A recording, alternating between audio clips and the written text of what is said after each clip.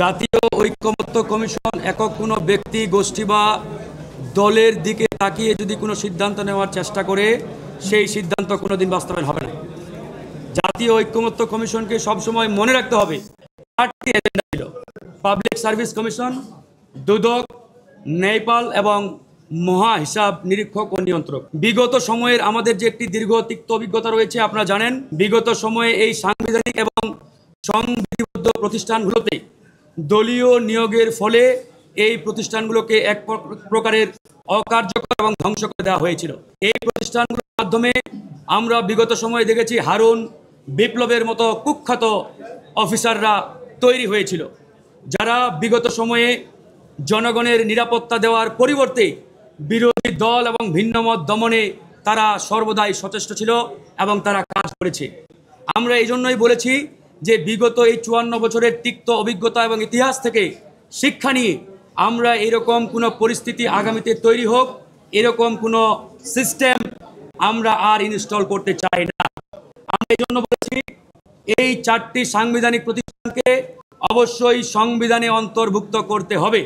কিন্তু জাতীয় ঐক্যমত্য কমিশনের আজকের বৈঠকে আমাদের বাংলাদেশের অন্যতম বৃহৎ একটি রাজনৈতিক দল বিএনপি, তারা গত মিটিংয়েই এই 4টি প্রতিষ্ঠান বা এই 4টি অর্গানকে সংবিধানে অন্তর্ভুক্ত করার বিরুদ্ধে তারা মতামত দিয়েছিল।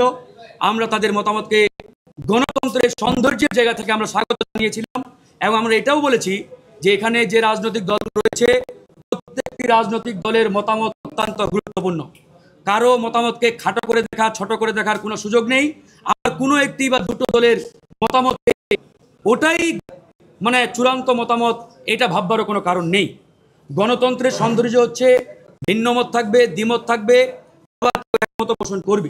বিএনপি যেহেতু শুরুতেই এই 4টি পয়েন্টে তারা ভিন্নমত পোষণ করে ওয়াকআউট করেছিলেন, তারা আলোচনা বর্জন করেছিলেন, আমরা গণতন্ত্রের সৌন্দর্যের জায়গা থেকে তাদের এই ওয়াকআউট পজিশনকে স্বাগত জানিয়ে আমরা আহ্বান জানিয়েছিলাম যে বিএনপি বাংলাদেশের বৃহৎ একটি রাজনৈতিক দল, সুতরাং তাদের উচিত হবে আলোচনায় অংশগ্রহণ করে আমাদের এই হাউসকে কনভিন্স করা যে এই 4টি বিষয় তারা কেন সংবিধানে অন্তর্ভুক্ত করার বিপক্ষে বা বিরুদ্ধে, এবং তারা সরকারি নিয়মে বা আগে যেভাবে যে নিয়মে এই প্রতিষ্ঠানগুলোতে নিয়োগ হতেন তারা সেই নিয়মটি বহাল রাখতে চান।